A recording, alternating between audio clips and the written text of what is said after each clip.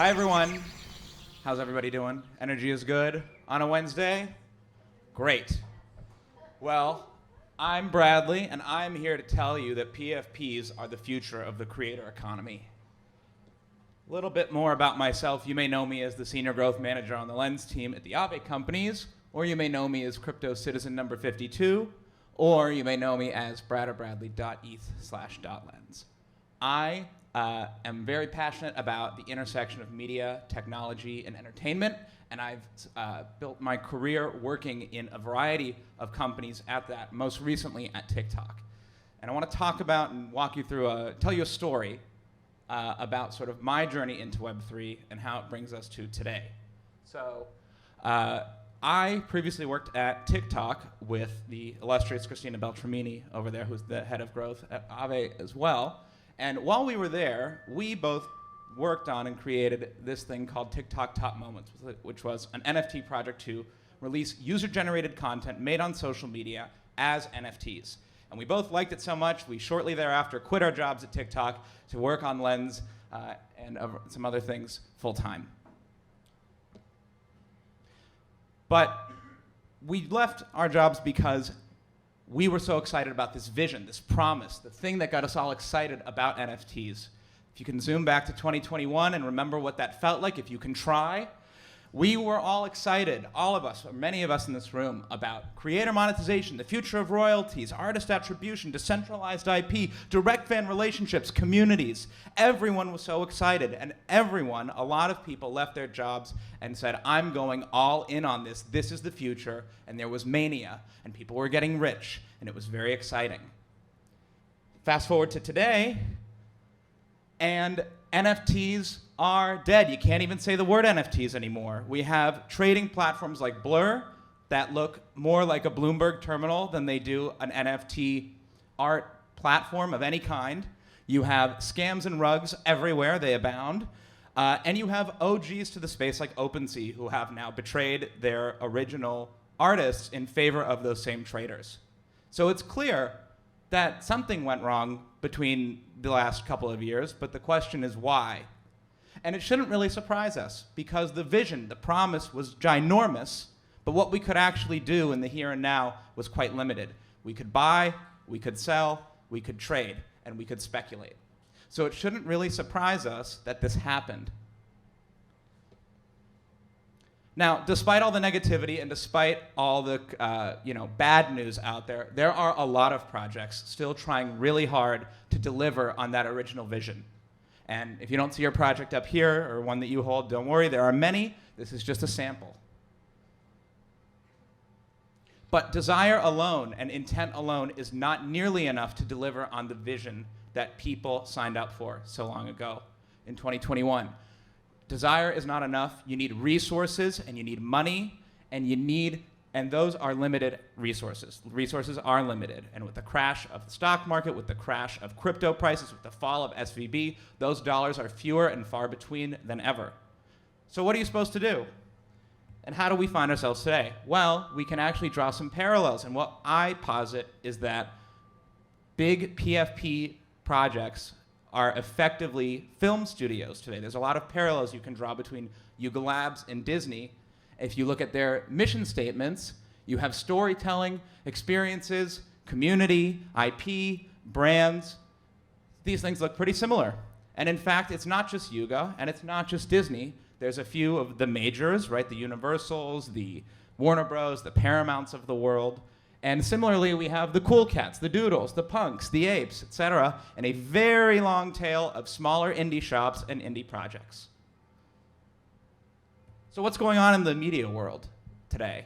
Well, traditional media is actually in a huge struggle to survive. And they're competing with things called TikTok, X, RIP Twitter, Instagram, and YouTube.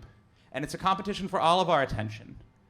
I and many others don't go to the box office, don't spend money at the box office anymore. We don't go to movie theaters. We don't subscribe to cable. We use our parents' logins for Hulu and Netflix. And instead, we spend 95 minutes a day on average on TikTok alone in the United States. I can attest to that, having worked at the company, but more importantly, as a daily active user of TikTok, shamelessly.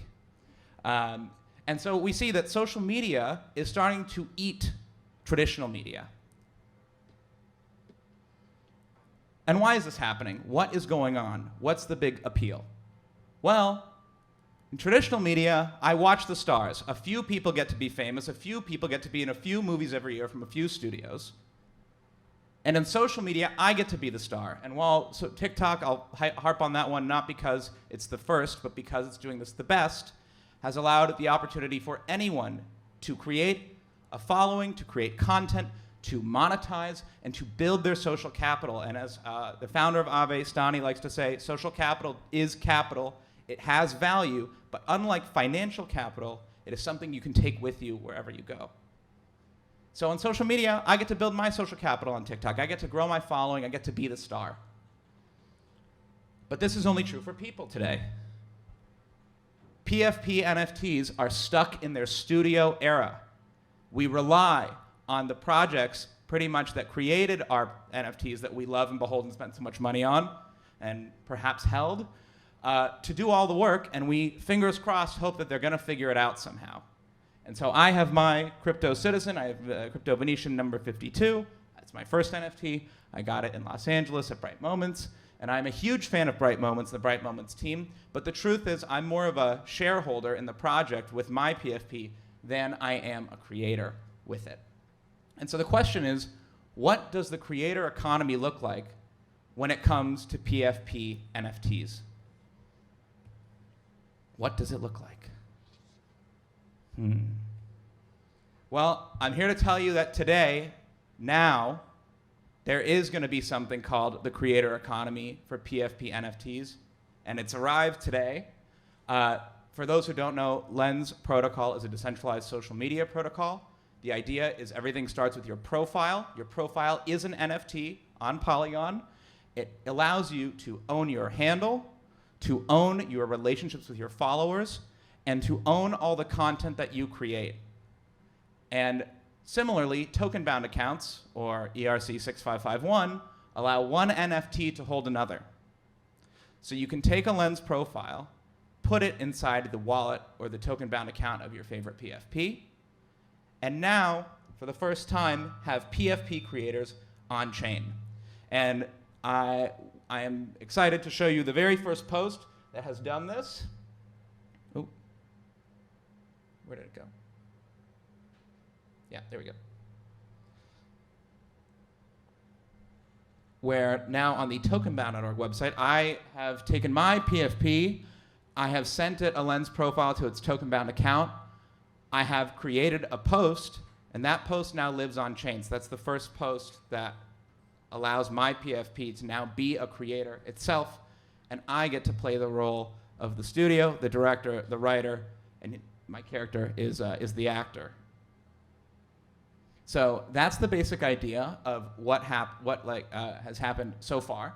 I made this post today with immense help from Jaden and the entire Tokenbound team. So shout out Jaden and the Tokenbound team.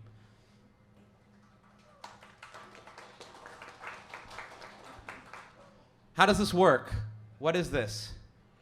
Well, the way Lens works is I have a Lens profile in my wallet. I connect it via Wallet Connect or MetaMask or whatever you choose to a Lens application like Lenster. Lenster is the most popular application on Lens today. Similarly, I can log in with the token-bound account of my PFP and connect it to the website by the same logic. So it's pretty simple to say it. It's much harder to build it. I will let the token-bound team talk more about that. I don't code anything. Why should I care? Or better yet, why should you care? Well, first of all, on-chain, why does this need to be on-chain at all? I mean, everyone can verify they own their NFT on Twitter after all, can't they? Well, I can tell you firsthand, having worked at TikTok, that if you get locked out of your account, or if they change the rules on you, or if you lose everything, why would you invest in developing the IP and the asset that you love so much if you can't own your profile, you can't own the content, and you can't own your relationship with your followers? So yeah, it's great, Twitter has that, but on-chain assets deserve an on-chain identity with their own on-chain relationships and their self-custodied content. Moreover, composability and freedom to build your social capital. Everyone now is in the driver's seat of your own PFP, of what you want to do with it, how you see fit. Lens profiles are just one way or one primitive for exploring this, the one that obviously I'm working on and excited about, but I'm very excited to see others trying things as well. And also, and finally, Web3 social is becoming more of a hot topic, but Web3 social may not just be for you and me. Web3 social may also be for a whole new type of creator, and that creator is going to be called PFP NFTs, the ones that are sitting in your wallet right now that you're probably not doing much with, or maybe you're speculating on, and not much else. So, where we are now, it's time we deliver the future that we actually aped into back in 2021. Tired, overpriced JPEGs, wired, PFPs are creators now. And today, right now, marks the beginning, or really, I would call it the Renaissance, but it's just a naissance, because nothing really has happened yet except people speculating. Now, we all have a lot more we can do with our NFTs.